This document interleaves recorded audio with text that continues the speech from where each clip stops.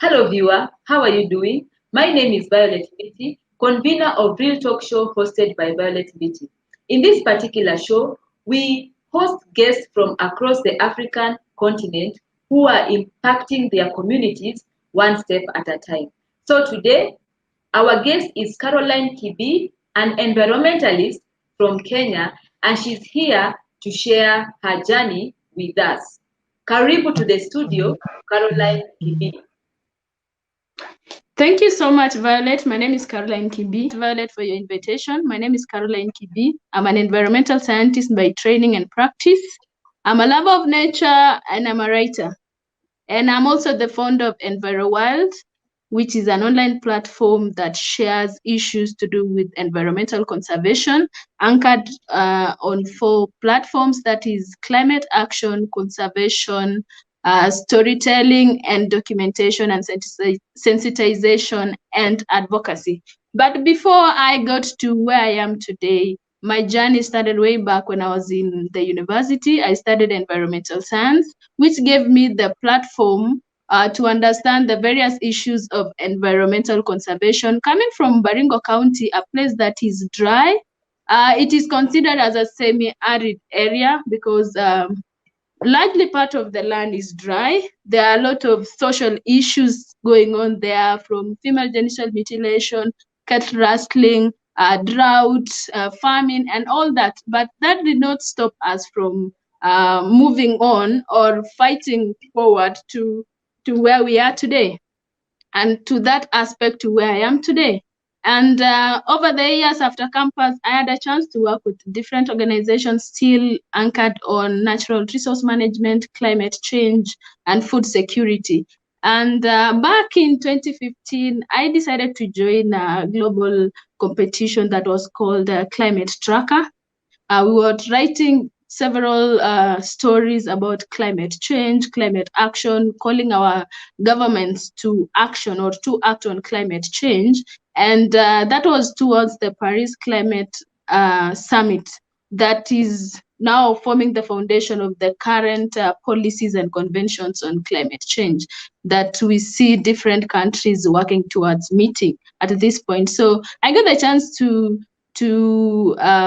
write for an organization that time it was called Adopter Negotiator, and then I emerged one of the 17 that were chosen globally into a climate our D program. We were trained on various issues, how to write and advocate for climate action. And I think that is where my energy and my anger, that is where my energy and my hunger towards conservation really took off. So, Caroline, I have a question for you. Kindly elaborate on what Climate Tracker is. Well, Climate Tracker was a campaign that was it was focusing on documenting various information, or it was giving a platform to the young people to air their voices on climate issues.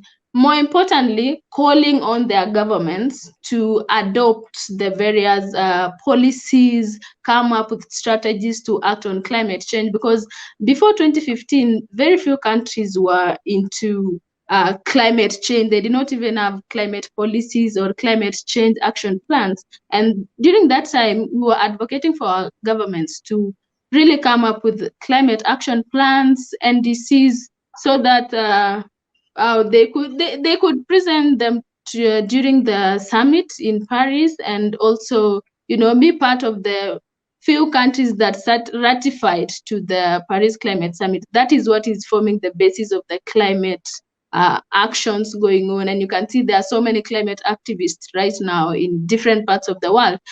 Their voices now have power that didn't have before 2015. So now this brings me to my second question. Why are you so passionate about climate change?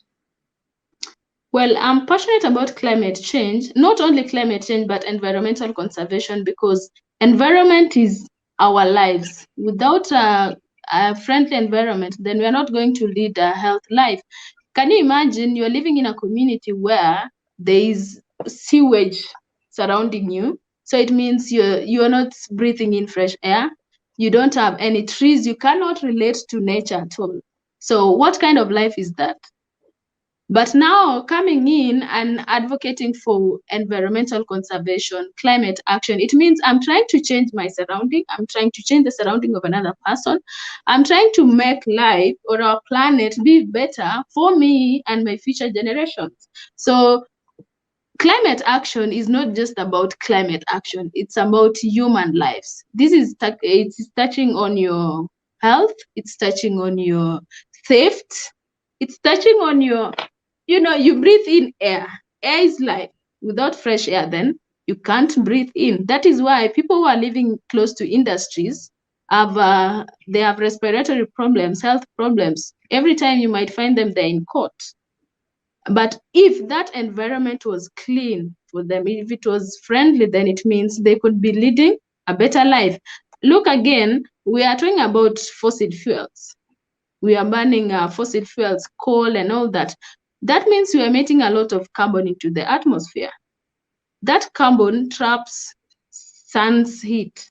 Then in the long run, we have global climate change or global increase in global temperatures. Then we have climate change. Then what happens? Our ice is melting, our glaciers is melting. And then sooner or later, you find that there are floods, there are extreme heat waves, there are wildfires. So this is something that it's affecting me, it's affecting my life, it's affecting everyone. And that is why I come in, use my little knowledge and my voice and my skills to communicate this to the people who do not understand.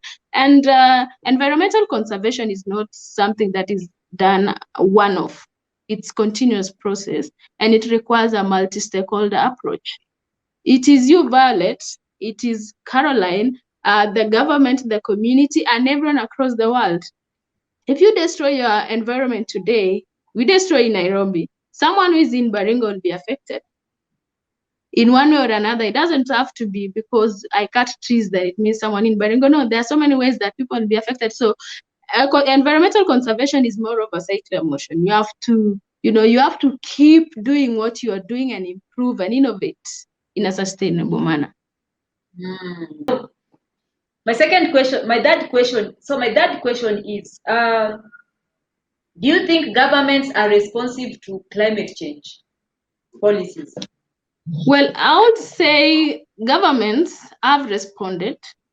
Even here in Kenya, they have responded in a way, because we already have the Kenya Climate Action Plan. In fact, we have the 2018, I think 2022 action plan, although it's still in draft stage, but we already have it in place. So it means they have responded.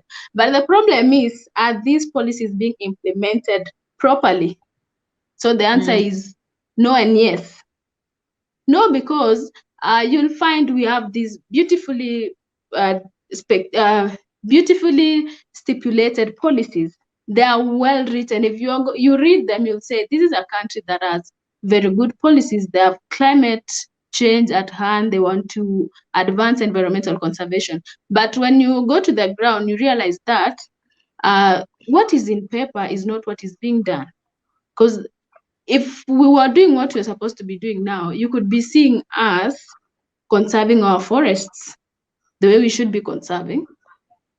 We could be out there trying to find a solution to the flooding in our lakes. Remember, in Rift Valley, almost all lakes are flooded right now. We could have all the community around those resources that are being degraded, having, very actively engaged in conservation, okay? But that is not happening. And then again, we could not be hearing about coal power plants. In as much as right now they have stopped, but it took the cry of conservationists to get there. Yet we have that climate action plan that says we want to cut our emissions.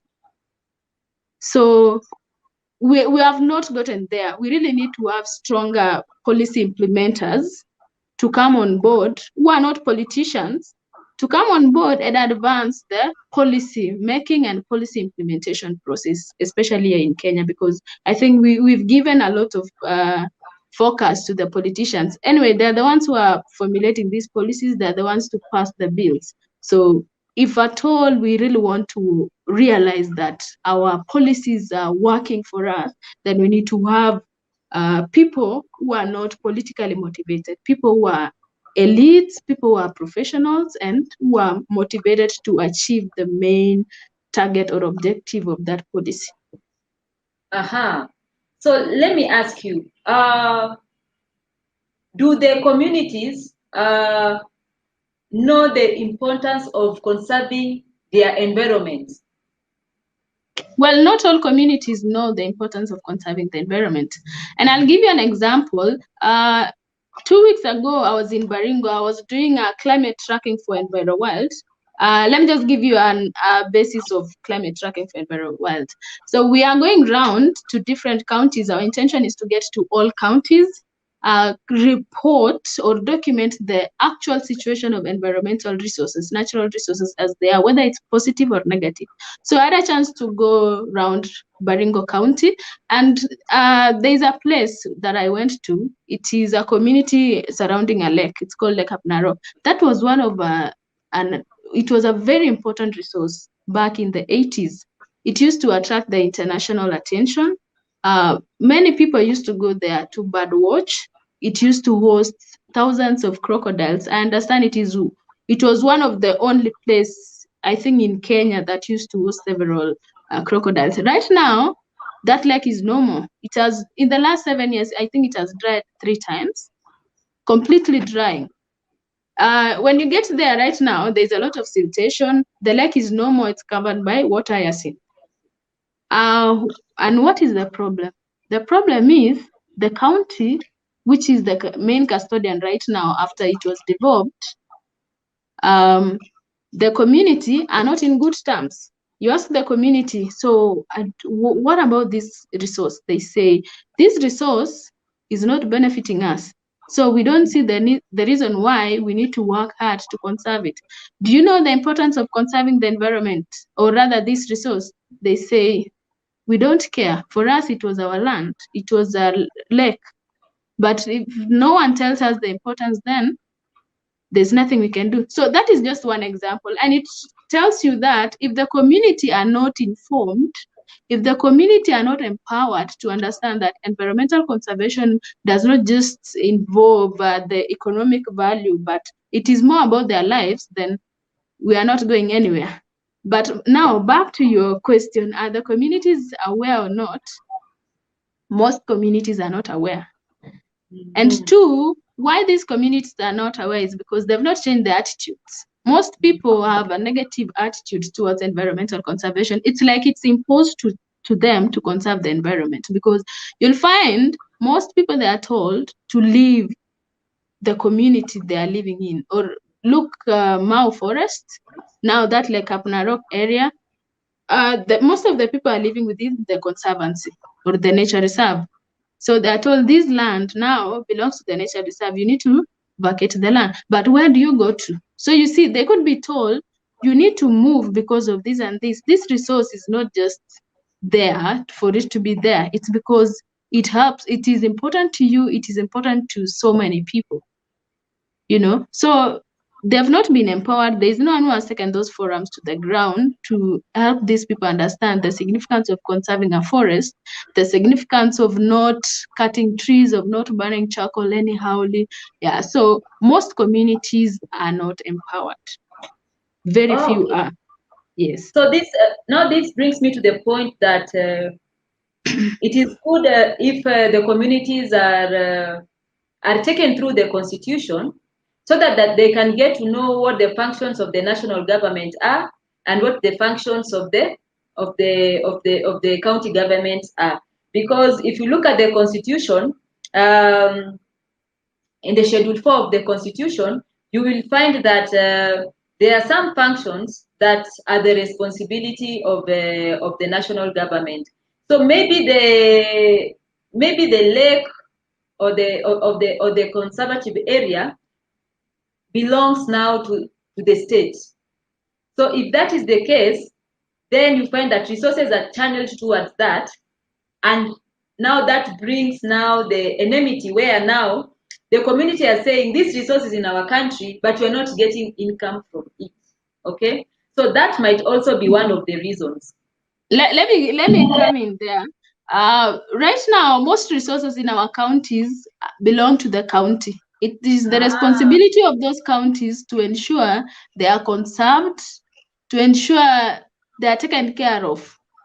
Whether it's marketing them, whether it's creating exposure to them, it is the county. For instance, like Bogoria, you might think it is owned by the state now. Of course, yeah. it's a government, it's a Kenyan resource, right? But it is managed by the county. Mm. Yeah, so it is the county that should take the mantle of ensuring that our communities, actually, I was even thinking at this point, most of the communities are going to be more empowered, more educated, because we have the resources at the county level. But that is not the case. Uh-huh. So the other thing that maybe the county may say is that, we do not have resources. But you find that in their budget, they have allocated resources, but they are dismal resources towards climate change. All right. So I wanted to ask, are you involving the communities in advocacy with the county government to ensure that there is dialogue towards increasing the budget allocation towards tackling issues of climate in Baringo Well, County? okay. Well, I would say as Enviro World, we are not doing that at this point, but there are several organizations in Baringo that are doing that. There are several organizations in different parts of this country that are doing that. Both those organizations are more into the civic education aspect than the environmental conservation. Yes, you'll empower the community to understand that there is a budget. Okay, you need to conserve. Yes, the community does that, but you have to involve those people who are into civic education, and that's what EnviroWorld is doing, because we are not going in as we want to, we want to go there and go to the county and demand for this and that. No, we work with other organizations, so we don't work as EnviroWorld alone, but yeah, because there are people who are more informed about the budgetary allocation finance aspect. Yes. Uh-huh. So talking more about EnviroWorld, because you brought it in the picture, I looked at your profile on YouTube and I saw that you've been interviewing different change makers with regard to who are tackling issues on climate change. Could you kindly elaborate more? Well, yeah. Like I was saying earlier during the introduction, that EnviroWell is anchored on four pillars. That is storytelling and documentation, sensitization and advocacy, climate action and conservation. So the aspect of sensitization and advocacy and storytelling is where we come in. And I decided not just having the platform as a storytelling platform or rather a blog, but creating more space for people to discuss and engage on various matters related to environment. So right now I have three projects going on. One of them is discussions and interviews. That is where you saw several interviews or discussions on YouTube. Yeah, because we thought it was not enough to just write. Yes, we will go out to the field, document the information, and then leave it there. But we wanted to bring different people from different parts of this world. So far, I've engaged people from Kenya, Uganda, Tanzania, yeah, and I think Nigeria. Yeah. So we are trying to expand and see how we can have more people getting engaged or coming in to discuss different issues, because if someone discusses the issues from Tanzania, we have someone from Kenya and Uganda, they are on the same platform. You see, we get to understand the different aspects of climate action. What are their approaches? How do they conserve their environment and all that? And then the other project is on women in conservation, and that is more of storytelling. And I give a chance to women in conservation to share their stories. So if you go to the site, you will see that women are writing their stories. They're telling their journeys in the way they know. I do not want to be the one writing their stories, but I told them, yes, you know your journey, you know what you're doing, share with the world. I'll give you the platform. Yeah, so that's what we are doing. And so far, I think we have more than 20 women who have shared their stories, and we are trying to get out there now to the grassroots to Uh-huh. capture more stories, because this aspect of women in conservation grew from Women Narrate. We used to have a platform that was about women alone, but now this is women in conservation. Yeah, and then now the other project is now climate tracking. So we are looking at going to all the 47 counties, and we are done with county number 1, that is Baringo County. So now, like, what is your next plan? Are you do you want to disseminate the data that you got to the county government, or have you already disseminated that research data, and what has been their response? Well, my intention is to share this data with various agencies, and starting with the county. And of course, when I was documenting the information, I interacted with different people working with the county, and some just working within the county, but not for the county. So far, the information is just shared on the site. There are people who have engaged me, like the Climate Change Kenya. Now, so there are many people now who are getting involved. They want to understand more of what is happening and what is the outcome of our tracking. Okay, so in the long run, once we have all the stories, because there are so many stories, so I'm looking at in the next 3 to 4 weeks, we share the information now with the county and any other person who is interested. Yeah, I don't know if the county will be interested, but of course, we just share with them. Yes. So you mentioned a site. Is that a website? What is the website? No. Envirowild.com. Yes. www.envirowild.com. Yes. So we have an online page. And what about the YouTube page? Sorry? What about the YouTube page? Oh, it's still called Envirowild. Yes. Oh, Envirowild. So lastly, what is your message to policymakers with regard to matters climate change? Okay. My message is that when you formulate policies, come up with policies that are realistic, policies that are geared towards changing the lives of the people of this country. And before you come up with your policies, consult the local communities, consult the experts. Remember, you might be a policymaker. You understand what you understand. You want to come up with something to someone who is in Samburu, but you have not gone to Samburu to consult with that people. You need to consult them. They're the ones who know where the problem is, and mostly they have solutions. If you've worked with the rural communities, you'll find that they have answers to any problem. It's only that maybe they don't know how to package it, or they don't know the right channels to channel the information. So come up with a policy that targets the local mwananchi, that targets towards achieving the mandates of this country, that meets the aspects of the constitution and our core values in the country. And of course, you come up with a policy, ensure that you implement it the way it is written, not just writing for the sake of writing. Yeah. Okay. And what is your message to now the citizen with regard to maybe even having interest in environmental conservation? What message do you have for the citizen? Well, every citizen has a responsibility to conserve the environment. Every citizen has a responsibility to demand for accountability. Corruption has been a major problem in this country, okay? And that corruption affects us when it comes to conserving the environment. And environmental conservation is very expensive. You've seen the number of trees that are being planted. You see how many, you need a lot of money for logistics and all that. So before we get there, can we demand for accountability? How is this money used? If well-wishers come in with their money, is that money going to be used entirely for environmental conservation? And you as a citizen, like I said, you have an obligation. You have to ensure that whatever you do does not harm the environment. Ensure that you're not cutting that tree. Ensure you're not burning that charcoal.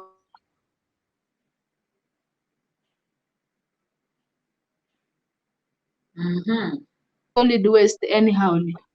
So you have a responsibility to change your attitude towards environmental conservation. You have an attitude to ensure that you take care of that resource that is close to you, and ensure that you're making a difference. You are a parent, you're a guardian, you are whoever you are. Then ensure that that generation or that kid that is looking up to you sees something good in you.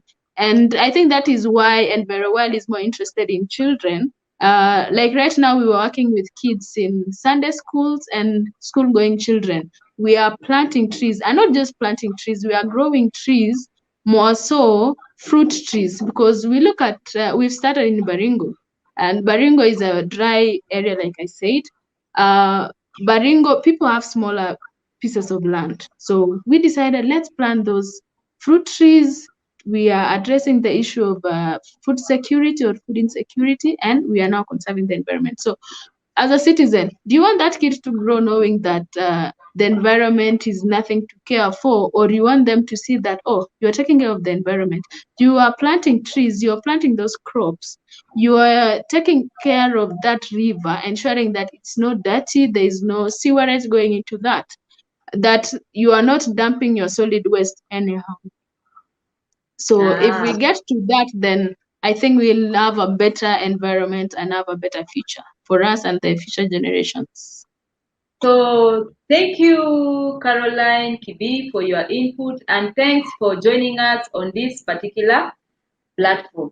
So viewer, thanks for watching this particular show. If you have not yet subscribed, kindly click on the subscription button below and subscribe.